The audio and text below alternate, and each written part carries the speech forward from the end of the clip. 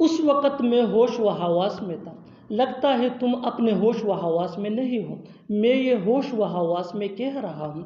ऐसे जुमले हम अपने डे टू डे लाइफ यानी रोज़मर्रा ज़िंदगी में ज़रूर बोलते या सुनते हैं। इन जुमलों में हम कह रहे हैं होश व हवास में। इसके लिए आपको यूज़ करना होगा इंग्लिश में इन राइट माइंड। आइए कंप्लीट स्ट्रक्चर अब देखते हैं। Sentence plus N plus possessive adjective यानी my, your, his, her, their plus right plus mind. अच्छी तरह समझने के लिए कुछ मिसालें देखते हैं। उस वक़्त मैं होश व हवास में था। At that time I was in my right mind. At that time I was in my right mind. My ये पोजेसिव एडजेक्टिव है। लगता है तुम अपने होश व हवास में नहीं हो। I think you are not in your right mind. I think you are not in your right mind. मैं ये होश व हवास में कह रहा हूँ। I am saying this in my right mind.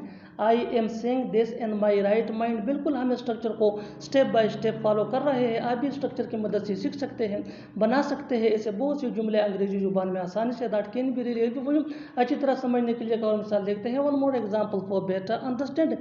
क्या तुम होश व हवास में हो? क्या तुम होश व हवास में हो? Are you in your right mind? Are you in your right mind? और आखिर में ये सेंटेंस आपके लिए कमेंट सेक्शन में इसका जवाब ज़रूर देना। वो होश व हवास में था। वो होश व हवास में था। Subscribe to English PS for more advance English sentence structure. Thanks मानना।